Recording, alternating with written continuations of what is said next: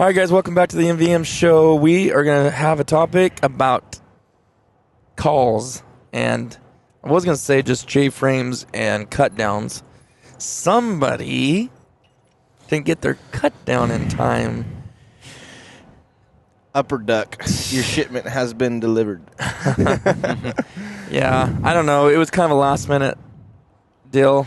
Didn't give him much time, but Whatever. mine usually comes in 2 days, dude. I don't know why yours didn't come in real quick, but Usually it does. I was telling. oh, let me say something real quick.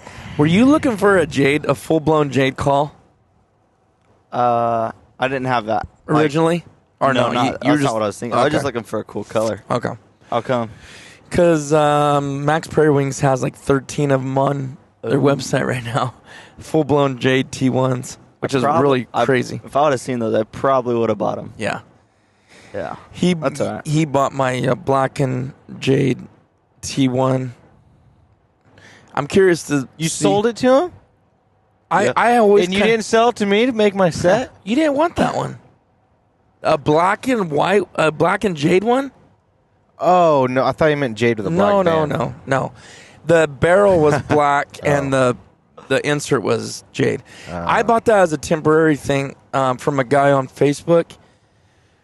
Why did I buy that from him? Because I already had T1s. I don't know why in the world I did. There was a reason. I think I wanted a huntable one that wasn't like fancy. So I bought from him. I want a Jade barrel with the black insert. I think that looks sick too. Either one of those combinations. Cool. Anywho, we're just gonna talk about those. But Harrison's got on his lanyard. I don't got my calls in here, but he's got some spec calls too, and some whistles and whatever. But we were just gonna talk about. I don't know exactly. I wrote this down because I wanted to talk about J-frames and cut downs and back pressure and blowing calls, and I don't know, like it's weird because things I never thought I used to think a cut down was hard until like maybe it's just because I have the LT. So I bought a cut down. I guess why I want to talk about this is because I bought a DC Mondo cut down LT it's not cut down LT. It is a cut down, but it's called a DC Mondo LT. And I cannot believe how easily I overblew it. And Harrison comes over to pick up his Kuyu stuff and fix the old rat's dirty work in our boat that was trying to steal the battery. He fixed some stuff in there. Anyways, I don't know if I warned you before you blew it that you're going to overblow it. You did, and I grabbed it. I had a hard time blowing it, actually. Because it's all the back pressure you're using. You don't use back pressure. You blow on it. Mm-hmm. You kind of... Yeah. You breathe on it. It's like the same mechanics, but it's not the pressure that I thought. So now I'm kind of wondering, like, is it just because that's the LT, or is it because I'm so used to blowing a long reed on that short T1 that now I've got used to that. Deer out there. That's why I bought that the original Mondo short, Mondo S. Because the original Mondo is supposed to be the hardest to blow. Takes a lot of air, supposedly. And a short, which is even harder, snappier, which is what I like. So barkier. That's why I got that, but didn't get it for this trip, but it's all right. Yeah. Well, I don't know. It's just weird how you evolve in calling, right? Yeah, that's what we were talking about earlier. Yeah. Like, I don't know. I just feel like there's always room for improvement. I feel like in calling, I mean, maybe if you become a world duck calling champion, but I feel like even those guys, to hold their ground and to continue to win, they've got to continually work on it, right? They can't just like, I got good enough, I don't have to practice anymore. I feel like they constantly work on it. So I feel like there's always room for improvement. And, when we went duck hunting, started hunting with Harrison, I could just tell, like, when you called, I was like, okay, this sounds different and it sounds good. It sounds ducky. I've never been around no one that called that good. And I was like, okay, I want to learn how to do that. I want to learn how to sound like that because I know I don't sound like nothing like that. And I would just kind of watch how how you would you place your lips different than they try to. A lot of those videos try to teach you, right? They always say, "Oh, just do it like you're drinking out of a bottle," which is nothing like. I feel like how you kind of. I don't even know, dude. Honestly, I mean, you literally have your top lip centered on the top of the barrel and your bottom lip centered on the bottom. So I guess I kind of put air. Not that that's the only way to blow towards it. the bottom of the barrel, but really in the middle. Like I just push it directly to my lips. Really, I guess I don't know. I don't really think about it. And you push into it. Yeah, real hard. Yeah. But well, here, go give us a. You can do your T1 or your hybrid, whatever you want to do. But give us a little sound. Do a little bit of whatever. Did you turn it off? I'm going to right now, but go ahead. This is a T1. This is the Mountain Dew Gall T1 with the 1.370. 365. Oh, 365. Okay.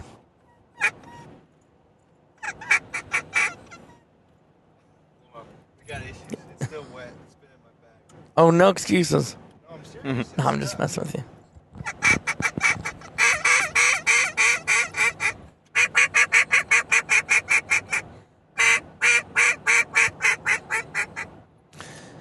There you go. You're off mute. So, I feel like for a J frame, that's really snappy.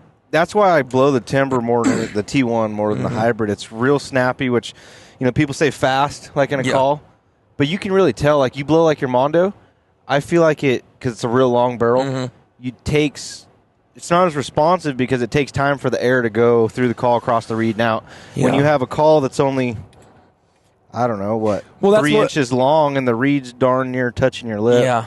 It's Well, and that's why Jim snappy. Ronquist says in those videos, I'll play that after we're done recording this podcast, but he talks about how you got to be on it. I totally know what he means by that. Like, yeah, it's very less forgiving. Even going from the T1 to the hybrid. Yeah. The hybrid's a little more forgiving. You can breathe way on it a little more, more, The way T1's more. just bap, bap, bap, bap. It's real snappy, real sharp, real fast. Way more. And that's why I like it. I can control it more. At the You can kind of bottom. manhandle the call more, It's kind of do, Yeah. I don't At know. the bottom of the call, at the low end, trying to be quiet, which I can actually still do that with my 7.0 on the T1. But if I put any bit of a longer reed in there, Yeah, you know what? It's really hard. I tried the 365, which is what I stayed with. Then I went to the 370 and 375. But I bought a 380. That's the longest one that they sell, I think. Or 385. I think 385. I think. Either way, it's one of the longest. Yeah. And I was like, I'm just going to try it. And I put it in there, and I can get it, but I got to really work at it. And it was just harder to, if I kept that T1 in my hand till they were feet down, it was just harder to let up on them. Yeah. Be real soft and ducky than, sharp and loud. So that's why I kind of just tone it down. And the 365, I can still get up there and ring at them, but I can still get real quiet on it. Yeah. But I do switch up. I will say, probably later in the year when you're calling harder at them, screaming at them, I'll probably end up throwing a 370 or a 375 in it. But I'll leave it a little softened up right now. Got my seatbelt. Never put it back on since Dutch Bros. Driving through a pass right now. We got quite a bit of rain coming down. And another one of the other things I want to talk about in this, I just the evolution of from the beginning. I still think double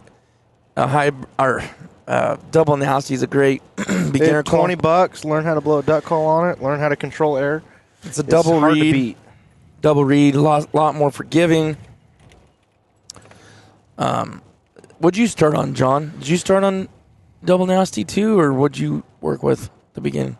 That was my first call I actually used, but my first real call was, I think, a duck commander, little duck commander baptizer. Probably one I got from a Delta waterfowl thing. That's what I first blew on, and then I actually, my first one I used was probably the, what do you call it, butt gunner double nasty. Another great entry-level call that I learned to blow on was the old Echo Diamond Woods. They were a poly insert with a diamond wood barrel. I have one of those, yeah. Yeah, you do? I still have one somewhere. They're probably I don't know, what, $30 to $60 or something. Yeah. They're a little more. I trimmed my reeds like an idiot when I was a kid and ruined them.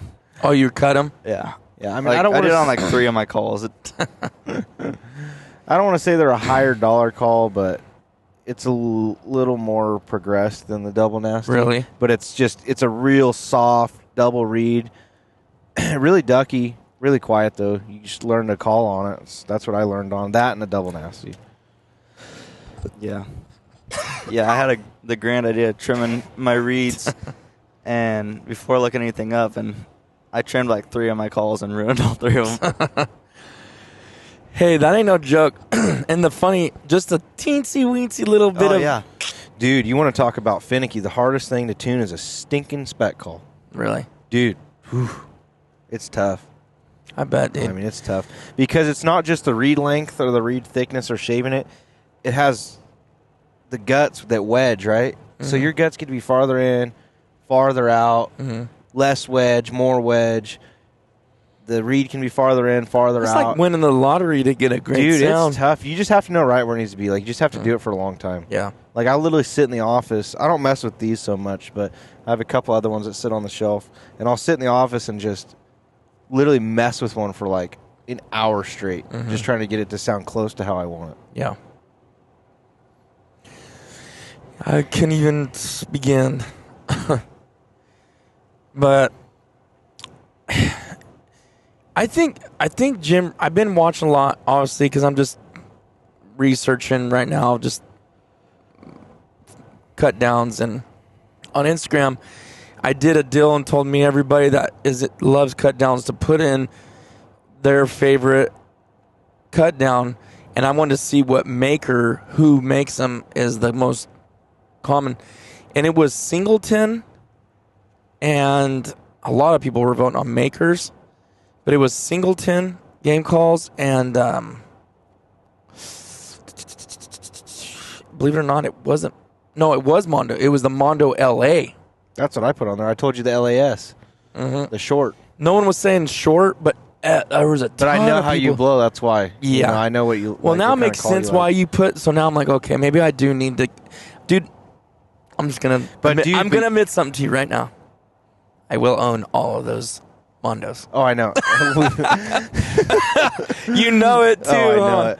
He's like, this guy's gonna buy every Mondo. He's gonna buy Dude, the LA. I know. I will too. It's the same thing. Might as well. I mean, I love duck calls, dude. It's like collecting them and using them. That's and how just, all this it's podcast fun, dude. topic came up. We were talking about the calls we got and been purchasing over this, the off season. And I had 20 layers until I sold that one. John. I just counted last night. I got like 20? 26. 26? Yeah. Which you're more understandable. You've been blowing them way longer than I have. Yeah, but you know what, dude? When I first got into him for like, You just had the same one. for like 4 years, I only had one. Couple. I had probably. one for a couple years. Then I bought a hybrid, and that was it. And it was literally black, and it wasn't even a black band. It was just machined into the call. Mm-hmm. It was black, and it came straight from Brett Crow. Mm-hmm.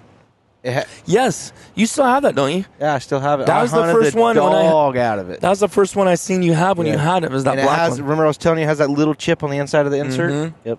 But I had a black T1, and I bought a hybrid, and I had that for 4 or 5 years before I even ventured out into getting more, and now I got some up there that I could darn near go buy a pickup with if I sold my calls, Mm-hmm. So John, you're do you see yourself collect? Not, I don't know, really going to call myself a collector, but I guess once you have so many, maybe. Connoisseur. Yeah. Yeah. Do you see yourself Like you have an buying appreciation more? for Or it. do you kind of like, okay, I'm one and done. This is good. Like I'll buy more you think over time? years down the road, but I don't think I'll ever get up to 20 probably, but Yeah. I'll still be buying them probably here in a couple A years. special one or something. Maybe next summer, maybe I don't know, want to buy something else. Yeah. I don't know if I'll ever get rid of one. I've never sold one. Okay. Dylan's been trying to buy one from me because he sees me buying them all, and he comes over and he went in the office. He's like, "Dude, you got to sell me one of these timbers, dude." And I'm like, "Nah. I bought them to keep them." Yeah. I'll tell you the only one I have one more. I don't really know why. I'm kind of surprised I sold that one to you. Because I had no intention to sell it. But then you said you were looking for one. I'm like, you know what? That one, I'm not going to be like, I'm kind of getting to the point I want one of each. Like, so if I have a hybrid of, say, See, Jade, that's what I want. I want a set. T1 of Jade. I want a set. And I never see that combo. So I was like, well, I'm probably never going to get a matcher to that. So I might as well just... See, that's why I just picked up that T1 Jade. It's not a real, like, prestigious call. They come up. Yeah, you can get them for a decent price. Yeah. But I just wanted one because I have the hybrid. Right. So I'm like, I want it to be a set. I still can't believe you don't have a Jade. Nah. Well, remember we got that order 2 years ago? Yeah. And I just got the hybrid. I never got the set together. Okay. But I'm trying to remember what I was going to say here. Oh, so like recently when they started releasing some calls on Upper Duck, they had all those swirl colors. Yeah. That's why I just went hog wild. I thought the swirls were cool, and I've got darn near every color now. Yeah. You know, everyone I see that matches that set, same color band, you know, just different swirl color, I just pick it up. Dude, thinking about right now, I'm actually really mad at myself. I did not buy that green one. Like you said, what was $60 more?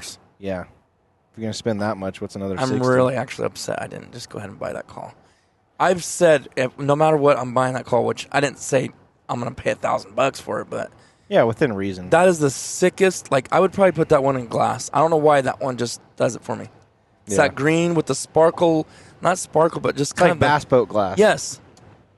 But with the real gold polish. band. And it's checkered. Ooh, I want that one. And I know for a fact I could always sell that call for $500 to $600 easily. Yeah. Always. And as time goes on, it'd probably be worth more too because Exactly. when they That's don't why I make won't that- sell those. That's why I won't sell those blue labels. I know. You know they're just going to go up. Yeah, I know. And then duck hunters are going to be wanting those. And when you finally, if you ever want to sell it, you can sell it for $1,000 or more. Yeah, exactly. Imagine 20 years from now, I guarantee those calls are going to go Probably. way up. But to me, I'll probably never sell it because, I know. like, But just But having it's something always- that's worth that much. Exactly. It's in your mind knowing I have this. yeah, you're right. Because other than that, why would I sell it? Because I'll never get it back. Right. Or I'll never. I mean, you may be able to get another one, but you're going to have to pay $1,000 for it. So why even sell it? Yeah. I bought them to collect them. Have you tried the Maghin at all? I have not. Neither have I. No. My buddy had one, and They're I blew fairly it new. like one time when it first came out, when he very first dropped it. I blew it like one time, but I mean, I didn't like pursue it. I don't even remember what it was like. Have you, John? Yeah, Cole Dingler actually has one. Oh, he does? Yeah, I like it. I don't. Really? I mean, it's not. I don't think I like it as much as my hybrid, or the T1, but I like it because it sounds like an old. It sounds like an old hen. You know what I'm saying? Like More raspy. real deep and raspy. So like, I don't know. It's just kind of a different sound that I kind of like that because you don't find that in a lot of calls. It seems like. Yeah, I'll check that out. I wish. I was wanting I to do maybe not like order the one of A5, those. though. I know I've said No, that I don't before. like the A5 I just either. do not. No matter what read I put in there, something about it must be the barrel. I'm Barrel's just too long. like, yeah, too big, too long. I guess I don't know.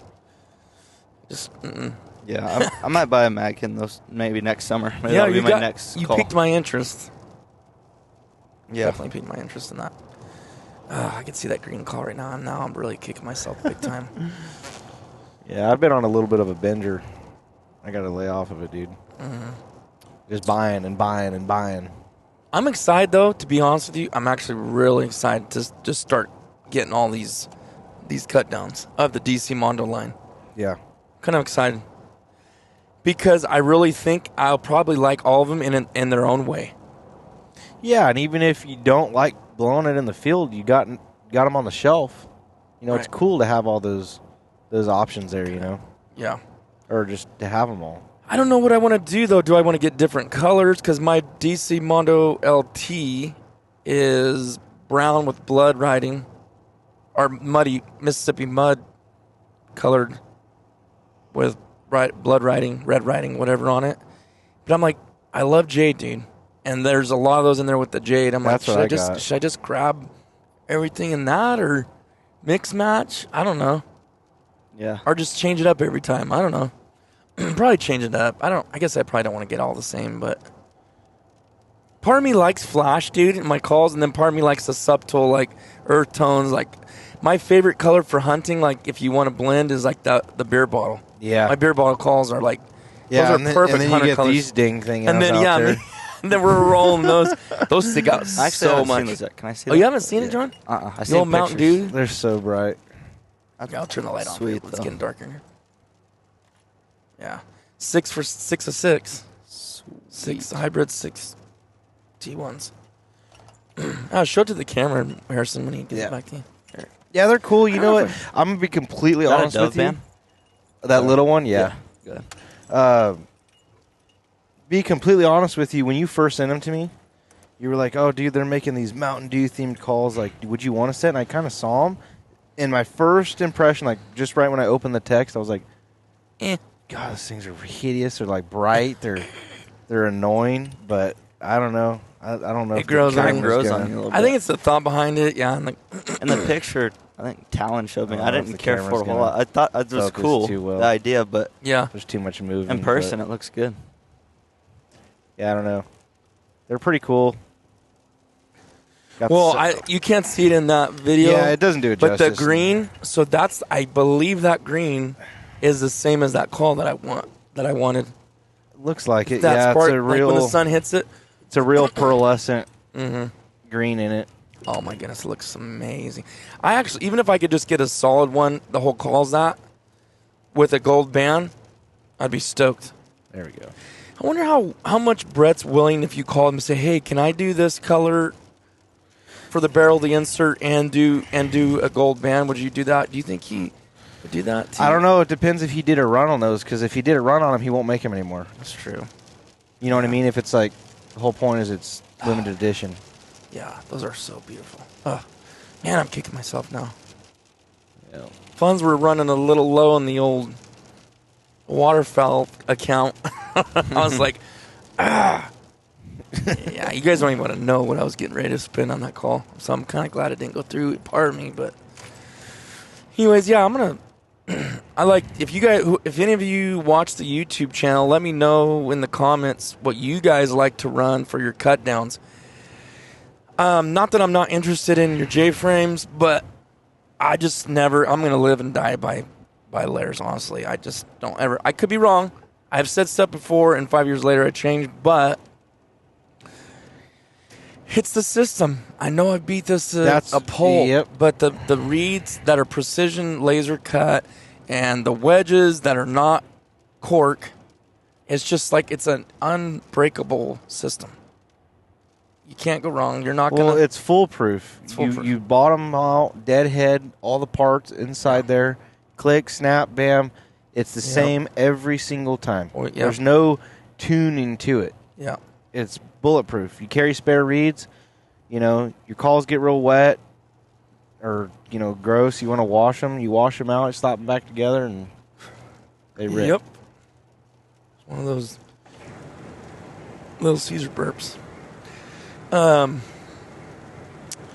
But, yeah, I mean, I might dabble later on. Once I get all the DC Mondo line, I think I might dabble in some of those other ones. A Singleton. I will tell you this. When I was at, I know I've said this before, but when I was at the Delta Waterfowl convention this last summer, those Singleton boys over there were hammering on those calls a lot, and then customers that were coming through, and I was like, man, that sounds good. I don't know which call of the Singleton game calls it was. I think it was Singleton. It was close to the Heavy Shot booth. Someone can correct me in the comments if they were there, but who was that? Maybe it wasn't Singleton. I think it was Singleton. Trying to think of what other call makers out there that make cut downs, Harrison. Because there was Singleton, there's Makers. I'm trying to think of another big one. Okay, let's forget about that because I can't remember. But what should I buy next? I think I'm either going to buy the original DC Mondo or I'm going to buy the LA. I think I'm going to buy the LA. That would be my next one. And I'd buy an LAS. Oh, yeah, because it's shorter. Because then you have the short barrel because the barrel's the same as yours. So you could swap them, you know what I mean? Yeah. So you could swap and make your own calls, really. Because if you buy an LAS, you could put your barrel on there and blow it, and you'd be blowing in LA. True. And then... Right? Yeah, and then you could take your insert in the original Mondo, or the Mondo LT, and put it in the short barrel, and that would be an LT short. Gotcha. So you can kind of mix stuff around, because the barrels are all the same across. Gotcha. Short and long, they're, if it's an LAS or a Mondo S, the short barrel is still the same. Just the insert that changes. Yeah. Yeah, I don't know. I was just kind of into this right now, so I thought we would chat about it a little bit. It's fun. I definitely am becoming a call collector, I guess, if we, truth be told. Can't help it. Yeah, I got a cool... I never thought I would be, honestly, but it's just... It's addicting. It is. I got a cool display being built right now for my office. Do you? Yeah. Who's making it? One of my buddies. He does some woodworking on the side. He's going to do... it's going to be... So what I've always wanted to do, which you've known, I'm going to do a dead mount with like 2 or 3 green heads and a bowl. Mm-hmm. And hang them by the foot from like a leather strap with the wings hang down, whatever. Mm-hmm. And I was going to put a little shelf on the bottom and set like an old vintage box of shells on it and like maybe one of the calls or something like that. Well, then I started thinking we were designing this. I want it to be able to hold like 40. It's going to be 2 rows of 20, I think. They're going to be like staggered. So it'll be like 20 on the top, but 10 in the back, 10 in the front, but they're staggered so you can see them all. It's going to be 2 rows, and then I'm going to do, it's going to be that, basically a dead mount board, but the board will be like another 10 inches taller, and above the dead mount will be the call display. And then the dead mounts will hang below the calls. It'll all be one piece. Oh, that'll be sick. So that's going to be like on one of the main walls in my office. That'll be cool. That'll be awesome. Yeah. I got some prints and stuff in there from like Ducks Unlimited, but I'm going to put that up. Get that done. That'll be cool to be able to display the calls like that. Yeah, for sure. Without them falling off a shelf, because they're gonna have pegs, you know. I know. I would like to have I would like some type of display, but where it could be inside of not glass, but like plexiglass. You know, so it's light still, but because it's like, dude, they're all in those black layers bags, and they're not even visible. It's like I like to look at them. I have floating shelves in my office, and I just have them lined up down it. But it's kind of scary because like. Not that we get a lot of earthquakes here, but you get a good earthquake like we had one. Remember when I texted you a couple months ago? Like, stuff will fall off the wall like that. Yeah. And those calls, they hit the ground at the right spot. And, crack. I didn't even think about that. I really shouldn't do that because it's kind of, they don't sit up there the most sturdy, you know? Yeah. That would not be good. Yeah, or you accidentally kick the wall and one falls off or something. I got some cool wood ones, too. Those were not cheap. Yeah. I bought them at the bad time, I can tell you that, though, because there was a lot of junk on. This guy was selling the young guy was selling this older guy's calls. Oh, you got some of those? Yeah. Giant collection. Insane collection. That took months for him to sell all those calls. Tens of thousands of dollars worth of calls. Oh, dude, at least $20,000 to $30,000 worth, like he was selling. And he was selling for $500. I mean, I didn't pay that, but I paid more than I should have paid, I can tell you that. But I did get, what was the name of that one type of wood I got? Coca-Cola. Was it Coca-Cola? I have no idea. I don't know if I got that one or not. I think it was, yeah. And then there was another one. Oh, yeah, it was. The other one was green, and it was birch. Yeah. Green birch, I think, or ash. Maybe it was ash. I can't remember, but those are sick. I probably won't really hunt those, honestly, ever. I wouldn't. I hunted the one time, and I was like, I'm probably not going to hunt those anymore because it's wood. And I was a little irritated when I got the one call in, the dark one. I don't think I told you this. But it was sun faded on one side. A stinking guy, I think, had it by a window, and the sun baked the one side. The other side looks like fresh wood. The other side was faded. I'm like, you little sorry rat. You did not tell that when you sold that call because I feel like you should have definitely reduced the price by like $100 for that. Yeah. Because, I mean, that's never going to change now. I had a very special call, a wood call. I think I told you about this already. I've never seen another one that looks like it, but I think it was ash, but it had a 2-tone silver and gold band, gold in the center, silver on the outside, gloss black insert. Gorgeous call, one of the prettiest calls I've ever had. And I gave it to my buddy as a wedding gift. And he kind of just like beat on it, you know. I thought that was one of those things they would never see a lanyard. But how serious of a guy is he duck hunting though? Like, he major duck hunter. But I mean, is he a big collector Not like too? No.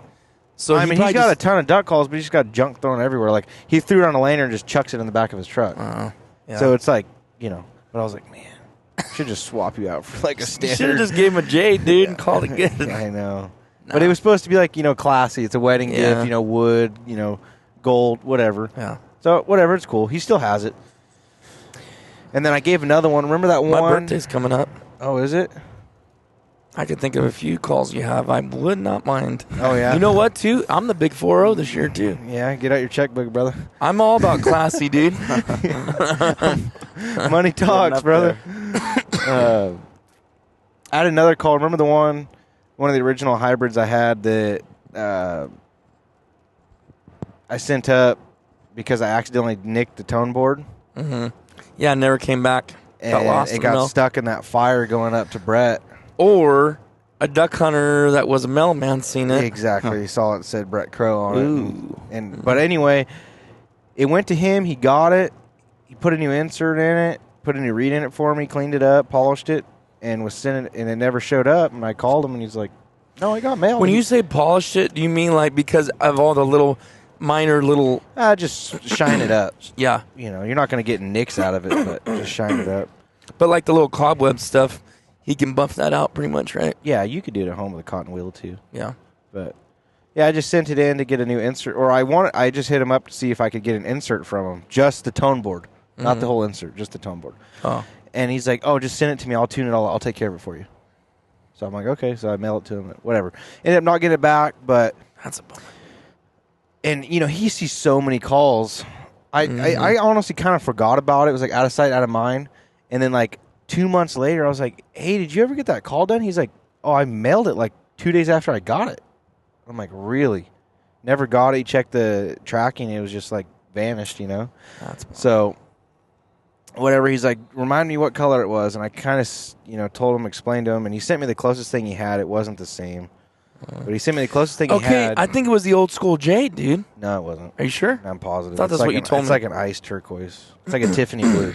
Oh, it's like a Tiffany type color, but it's a see-through kind of ice color. Yeah. But anyway, I got that call. I blew it for a long, long time. It was my ride or die. It was on the lanyard for 4 years, and then I know why I took it off. You, me, and Talon were in Idaho, and I had my jade in my bag as a backup, and my reed was all blown out. Remember? So I just swapped the call out, and I just kept blowing the jade one. And I left that one in my bag, and I got new reeds finally. But long story short, one of the guys at the duck club I'm real close with, it's kind of like a mentor of mine. We're good family friends. He's always, it's weird because he's actually older than you, but he like almost looks up to me as like duck calling. Like we're always talking about it. He's trying to learn and whatever. So he kind of just had some old beat up calls. So I'm like, "Hey, I want you to have this." So. And he's real serious about it, like takes care of it. Yeah. He's like, "I'll never get rid of it." He appreciates it. Oh, yeah, big time. So I gave it to him. I just said, "Here, try this." And he blew it and it sounded good. And I was like, "Well, you know what? You can have it. Put it on your lanyard." So actually, that's who I hunted with this morning. That's the other Rob. Oh. Different last name. But anyway, whatever. So I got rid of that one. But I've never actually sold a call. Yeah. And I'd say I wish I still had it, but it went to like a good call, so I'm not worried about it. Well, in that situation, it's different. Yeah, it's not a big deal. But, well, it looks like our battery's actually just about to kick the bucket on the video camera, so I guess we'll end this here. We chatted about that for 35 minutes. I could talk about calls forever, but yeah. Anyways, all right, guys. Well, we probably the next videos or podcasts you'll see after this is recaps or stuff like that on the way back. So wish us luck. Don't forget motionducks.com/MVM. Put in the code MidValley, get an extra 10% off. And thanks, John, for being with us in this episode. Thanks for listening in. Poor John. Poor guy sitting in the back. We're just I told him, I go, if you want to talk, you have to interrupt us. Me and this guy will just roll. I don't mind. Anyways, yeah. We're bad. Thomas would be the same way. He'd be just back there sitting there just like shaking his head probably. All right, guys. Thanks for listening. We'll see you on the next one.